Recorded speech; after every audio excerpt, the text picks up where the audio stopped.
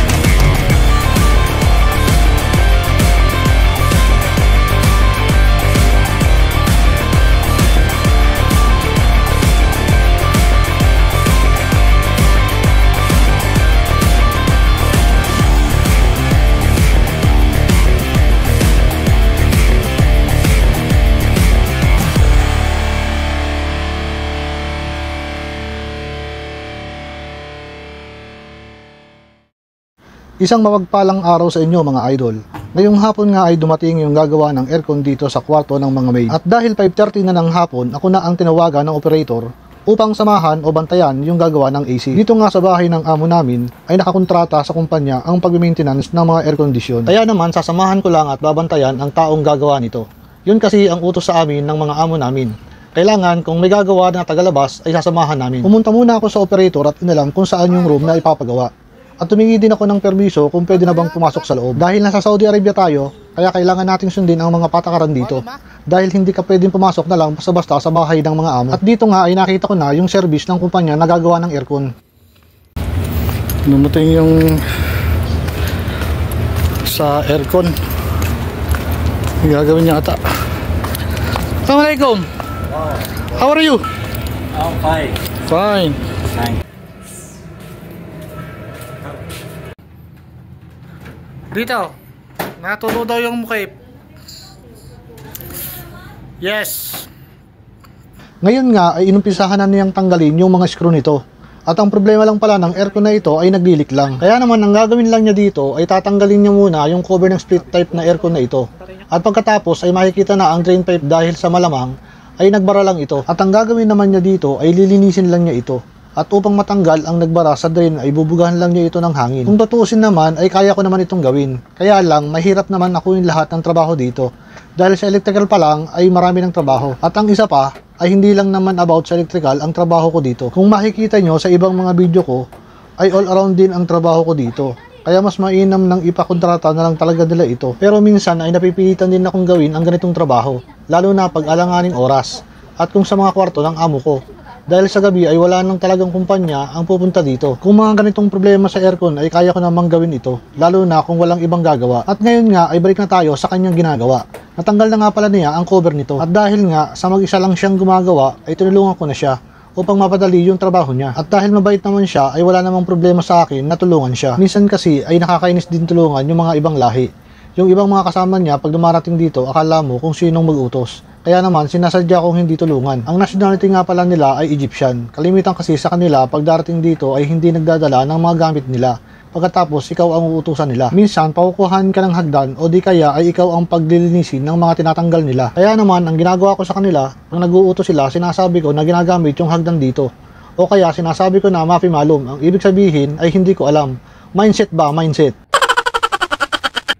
Pero meron namang mabait na tulad nito, marunong makiusap kaya naman wala namang problema sa akin na tulungan ito. Alam kasi natin kung ang tao ay marunong makiusap at alam din natin kung ito ay panggugulang.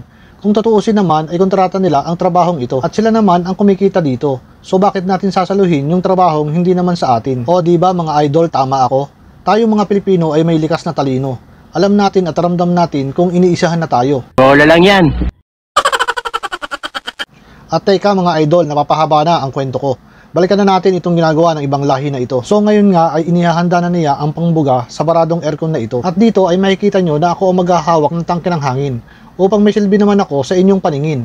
At baka sabihin ninyo na si Richard Mix TV ay dadalang ng dada dito sa video. Nakakahiya kasi. Tumabas siya. May kukunin yatang gamit. Alam niyo labasan? Yes.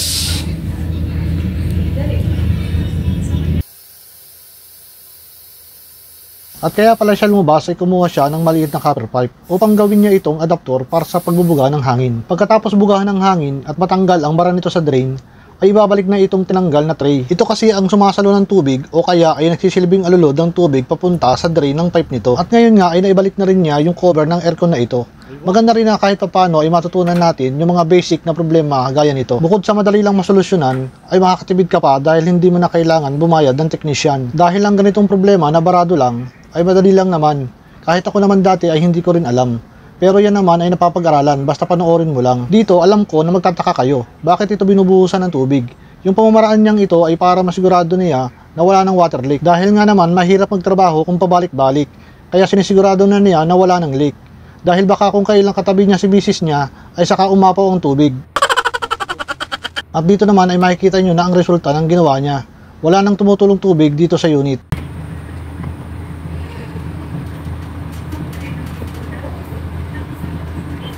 Ayos na, walang tulo. Wala na.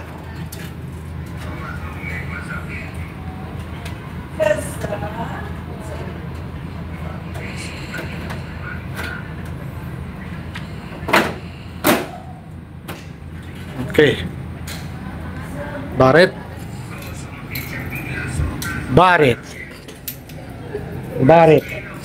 Malamig. Kalas na ha. Ito bigyan. Kalas na. So yan, nakatapos na siya. Bigyan ko na lang siya ng tubig.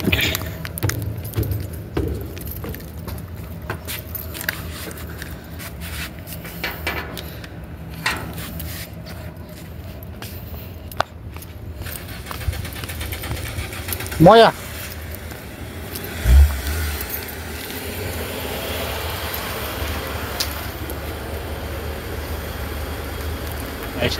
Okay.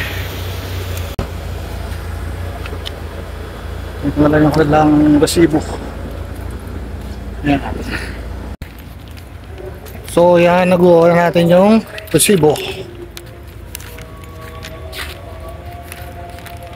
Ganyan lang guys pagka may mga ano rito sa AC, matag ng kumpanya tapos assist lang natin. So ngayon, palis na siya.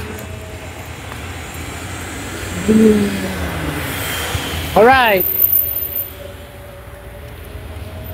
At dito sa puntong ito ay ayaw siyang pagbuksan ng gate. Kaya naman agad ko pinuntahan yung central para sabihin tapos na ang trabaho ng kumpanya ng aircon. Sadik! Assalamualaikum.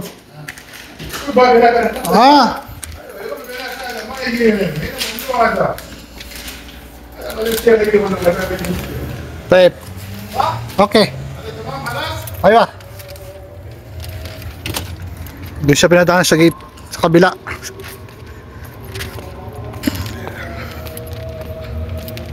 So yun lang guys.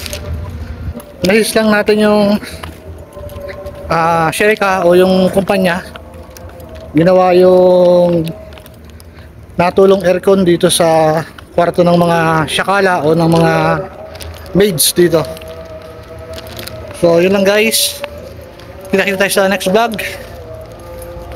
Please subscribe to my YouTube channel and peace out.